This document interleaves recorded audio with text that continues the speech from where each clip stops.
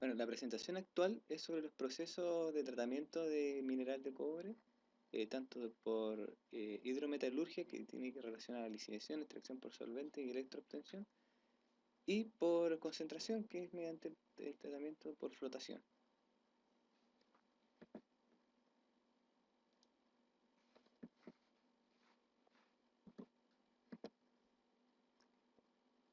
Un concepto que debemos tener claro, que vamos a entender como cobre total. Y entendemos como cobre total tanto el cobre soluble como el cobre insoluble. Siendo el cobre soluble los minerales oxidados de cobre y los minerales insolubles los minerales sulfurados de cobre. Dentro de los oxidados tenemos bueno, los óxidos de cobre más los minerales sulfurados secundarios. Tenemos el cobre lixiviable, el cual podemos lixiviar el mineral sulfurado aplicándole las bacterias, lo que conocemos como biolixiviación. Esta es una imagen que nos puede explicar de qué manera se encuentran distribuidos los minerales de cobre en nuestra superficie y cuáles son los tratamientos que se le aplican. También el porcentaje de cobre que hay dentro del mineral y la concentración o la ley de cobre, los rangos de ley de cobre según cada una de las zonas.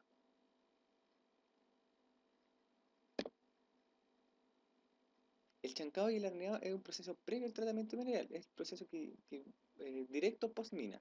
O sea, el mineral extraído es llevado a una etapa de chancado en el cual el mineral se trata de reducir a partículas que llegan a ser hasta menores de 1 milímetro hasta tener fragmentos de tamaño de más o menos 1 metro.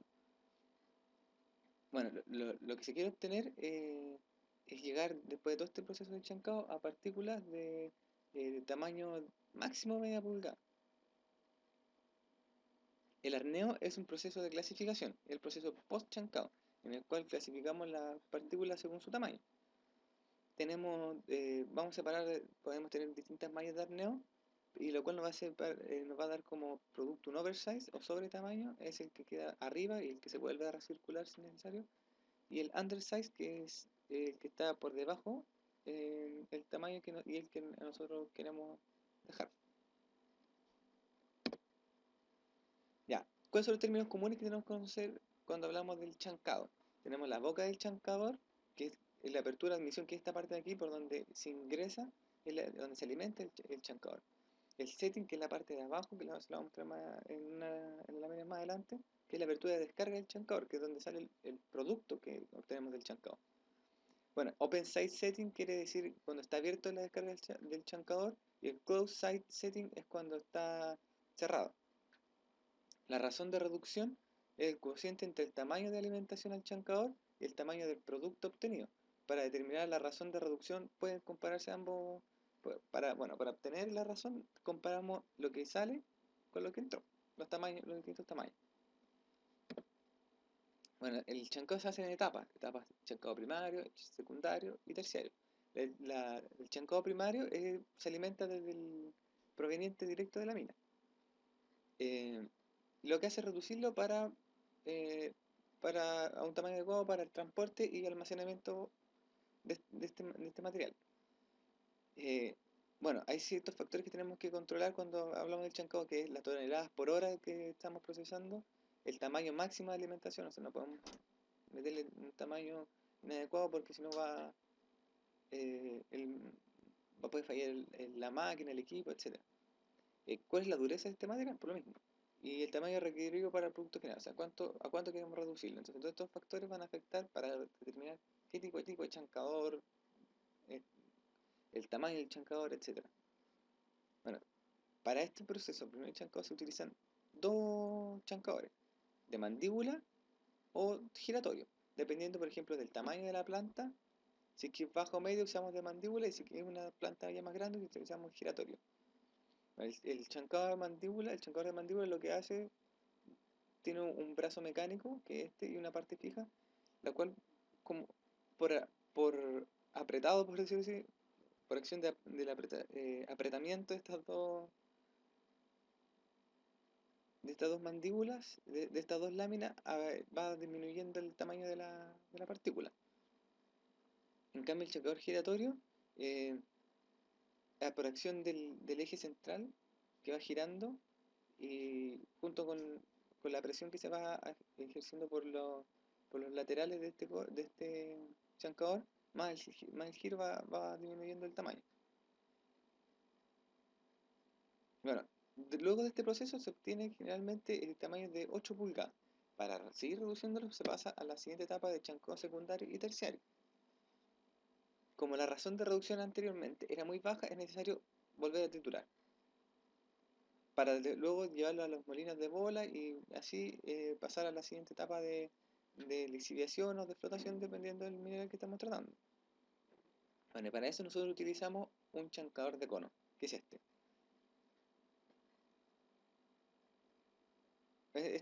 Bueno, cuando tenemos el chancador secundario, el chancador terciario, generalmente el chancador secundario es un circuito abierto, o sea, lo que entra sale, no se recircula el material. Sin embargo, en el de cono sí, perdón, en el terciario sí se hace, debido a que este tiene la exigencia eh, de tener un tamaño menor. Bueno, y ahora, luego de estas etapas de chancado y de herneado, pasamos a lo que se conoce como los procesos propiamente tal. Primero vamos a trabajar con los minerales, vamos a observar lo que es los minerales oxidados, la lixiviación, extracción por solvente y electroobtención, que son los procesos de obtención de cobre. Bueno, un pretratamiento del mineral, luego de que viene desde la etapa de chancado y molienda si es que es necesario, es pasar al estanque de ácido. O sea, perdón, se alimenta con estanque de ácido y agua a un tambor aglomerador más el mineral proveniente de la etapa previa, se aglomera y se va a la lixiviación. ¿Para qué se utiliza este preproceso de curado y aglomeración? Para mejorar la cinética y química de la pila, o sea, la formación de sulfato ya se está generando antes de lixiviar y se mejora la percolación, ya que los finos se adhieren a los gruesos, permitiendo que fluya la solución. Esos son un ejemplo de tambor aglomeradores. Bueno, la lixiviación lo que se hace es a través de pilas, por un proceso de dispersión o goteo de solución ácida, se diluye el cobre estando en la pila y tenemos como resultado sulfato de cobre, una solución de sulfato de cobre. Bueno, típicamente el chancado es el 100% menor a 3 octavos, media pulgada. Bueno, las alturas varían de 3 a 8 metros, dependiendo de la capacidad de la planta. La tasa de riesgo es de 10 a 20 litros por hora por metro cuadrado. Bueno, estos son consumos más o menos. Mira, el consumo de ácido promedio, o mejor dicho, un ejemplo es de 43,1 kilogramos de ácido por tonelada de mineral. Esto es la minera Michilla, con una ley de cobre de 1,18% de cobre total. Depende mucho del tipo de mineral o de la granulometría, de lo que estamos sacando para ver cuánto es el consumo de ácido que estamos teniendo.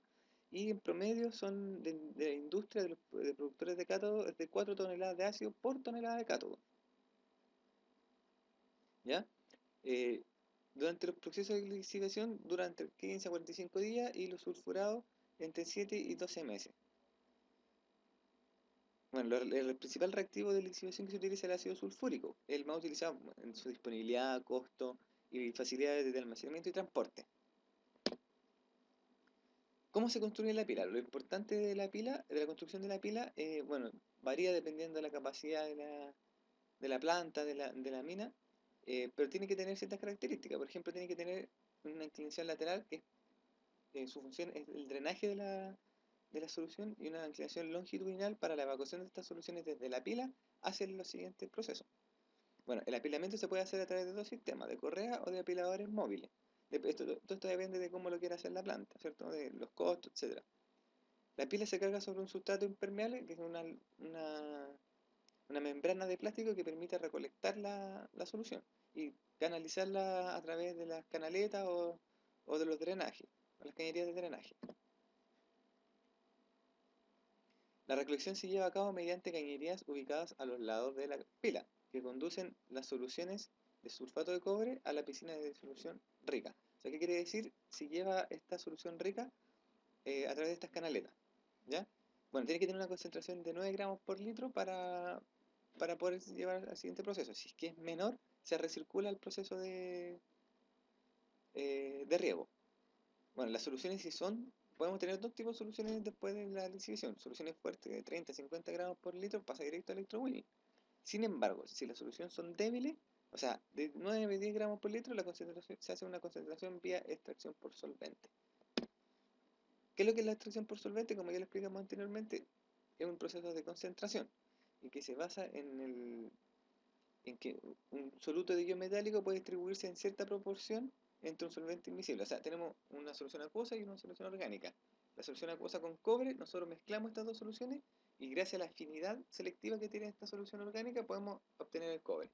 Bueno, los objetivos son la separación y purificación del cobre que viene con impureza en la solución proveniente de la lixiviación, una concentración, ya que si tenemos más concentrado el cobre va a disminuir los costos y los volúmenes a procesar en la electroobtención y la transferencia de metal de una solución acuosa con impureza a una solución concentrada, libre de impureza. La etapa de extracción lo que hace es separar en dos fases la solución. Bueno, tenemos un orgánico descargado y una solución rica en cobre, la cual se pone en contacto mediante una mezcla. Luego estas dos fases se separan, quedando el orgánico cargado con cobre y una solución acuosa de refino baja en cobre, la cual se recircula al regado de la pila.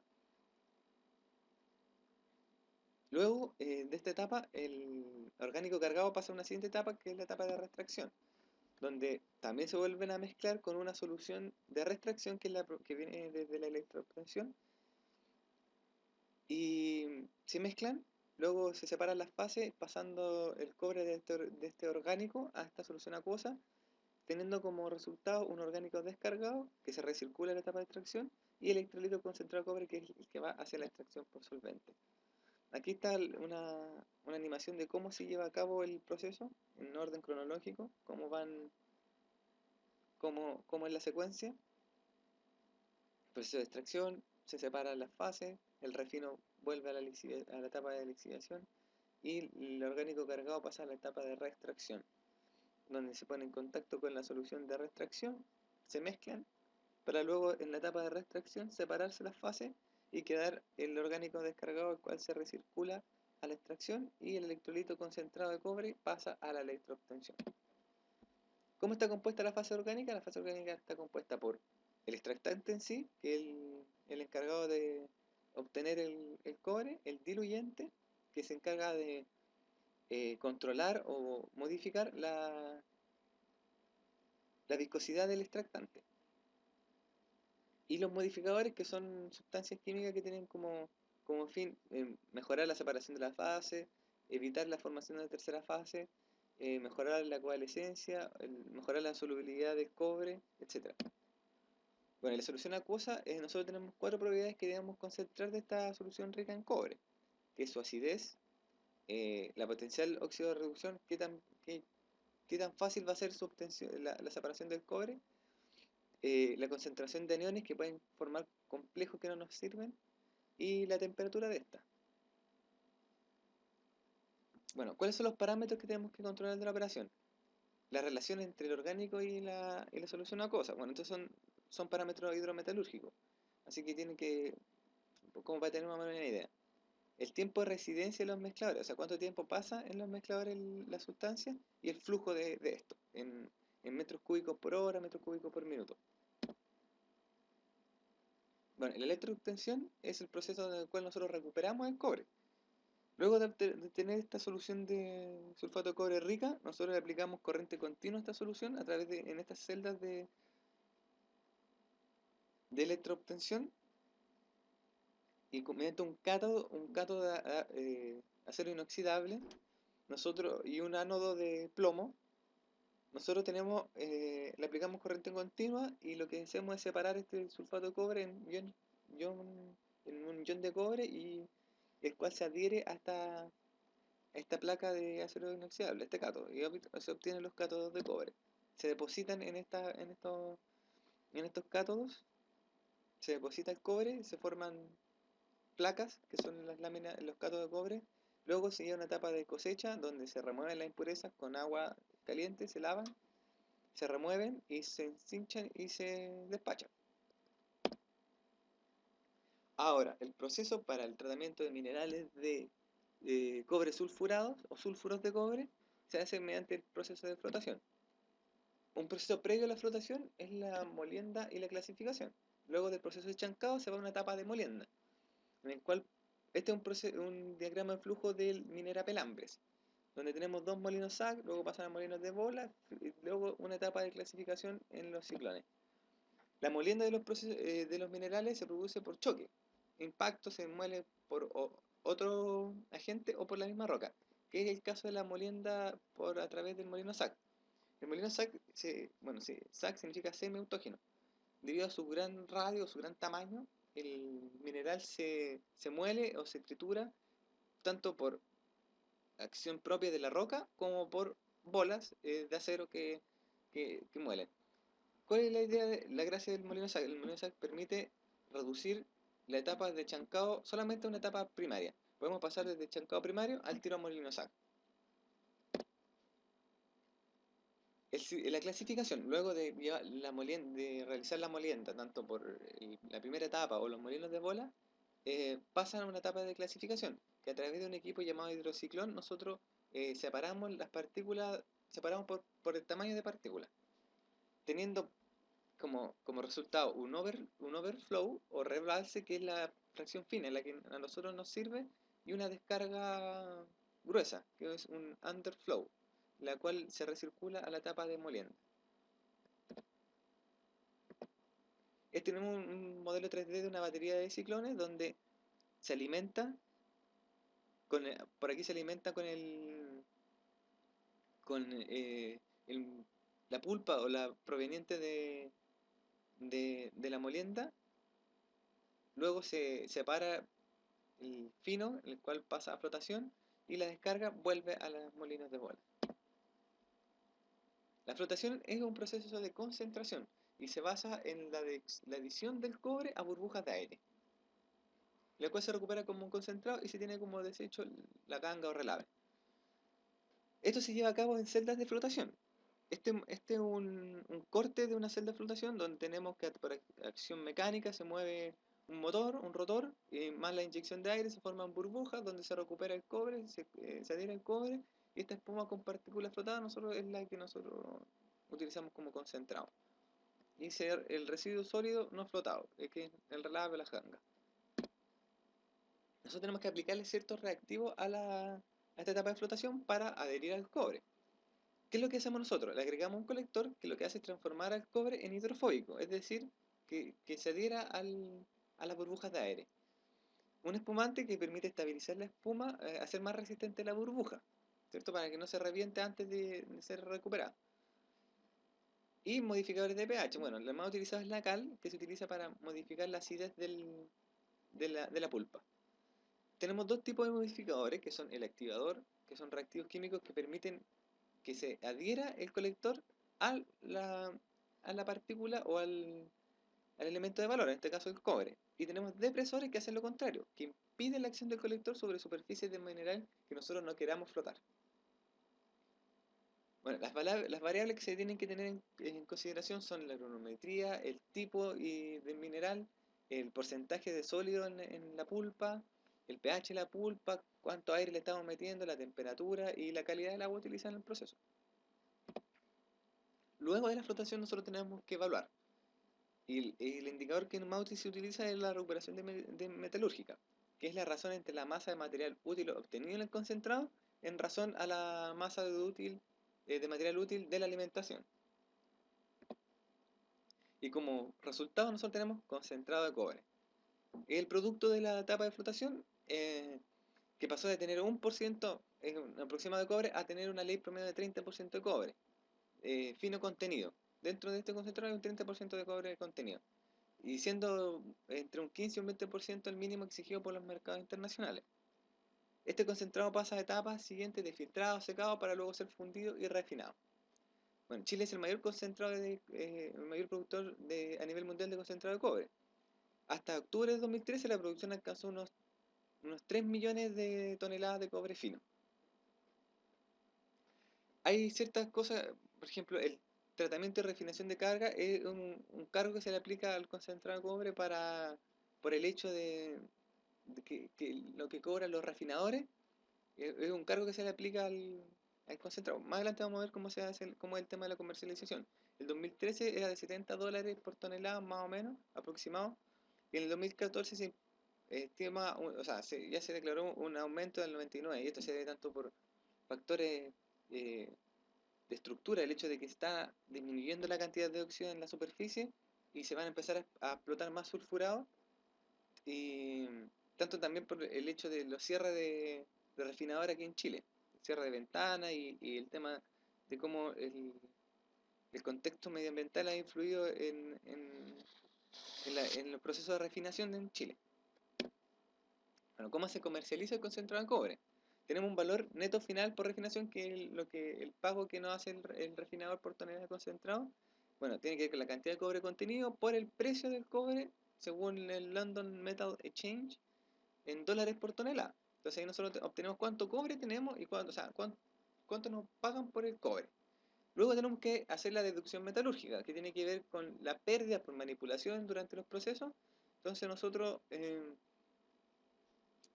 según cada tipo de metal pagable, el precio del metal y el porcentaje de pérdida. Eso se deduce.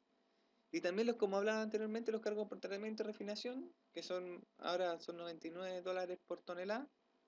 Las penalidades por impurezas, si es que el concentrado contiene eh, bismuto, mercurio, cloro, otros se le hace un descuento. Y también hay un premio por metales pagables. O sea, si hay oro o plata, se paga también. La ley del metal por el precio de cotización por el factor de deducción, siendo 98 para el oro, 0,98 y 0,95 para la plata. Ahora vamos a hacer un análisis de los recursos más escasos y el impacto medioambiental que puede generar cada uno de los procesos. Bueno, el agua es un recurso escaso y es necesario hacer un análisis de cuál es el consumo que genera cada uno de los procesos. Siendo el concentrado, la flotación, casi 6 veces incluso más superior al proceso de hidrometalurgia. Bueno, aquí ¿cuántos metros cúbicos de agua se consume por tonelada procesada? Y se ha mantenido eh, la diferencia. Bueno, ¿cuáles son las principales fuentes de pérdida de agua?